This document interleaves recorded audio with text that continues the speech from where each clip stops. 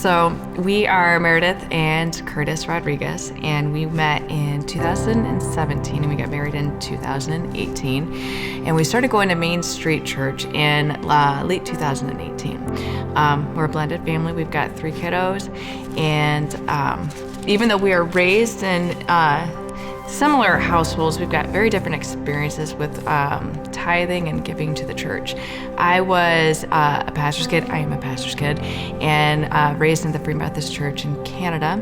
I grew up in the church, went to Lutheran church school. I was totally immersed in the faith, and it was normal to tithe, normal to give. And then once I reached a certain age, I started to notice how some things were being bought or the money was being spent, which made me question certain aspects of tithing.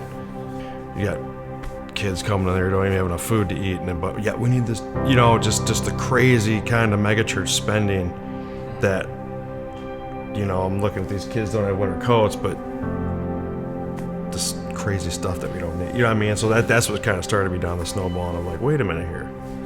And like a lot of people, I sort of gravitated away from church. So for me, growing up as a pastor's kid, my sister and I, we were both, when you're given an allowance, we had some money that we'd give to the church and some money that we'd spend. And so this was something that wasn't foreign to me, and it's not something I was uncomfortable with. I never really experienced anything negative with it. So even when I moved out and went to college, that's something that I always did. I would tithe. Years down the road, I ended up meeting Meredith, and that changed my whole outlook and at least got me back into the mind frame of wanting to give. But even then, I was still a little weary, so I reached out to Josh and I told him I wanted to, talk to him. So I actually took him out to breakfast and laid out some of the experiences I had, and you were able to see, you were looking to find the integrity not only of the church but of Josh and who he was as a man, and wanted to have a different perspective. And he just really assured me that they were different. It took me a while. It's been a gradual process of being able to trust that God has a plan for it, and it's going to go where it needs to go, and it's not for me to control.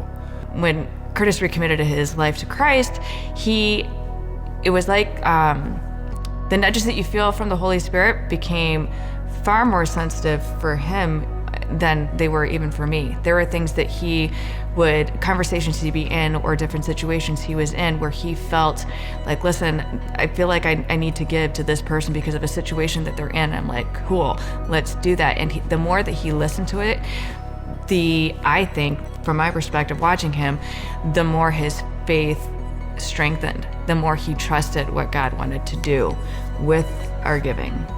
When there's a number that he's brought to both of us, it's never been, I truly believe there will never be a situation where he puts a number in mind for us that he doesn't think that we can give. If it's something, even though it's something that we feel stretched with, it's something that I know that there's a reason that number has come to mind for both of us. And by giving faithfully to that, it's like we are confirming that we truly do trust what he's going to do with it and what he's going to do even for our family, knowing that it's not something we have to fear, like, are we going to be able to make ends meet? No, it's something that every time I feel like we've obeyed that nudge, still everything's been taken care of.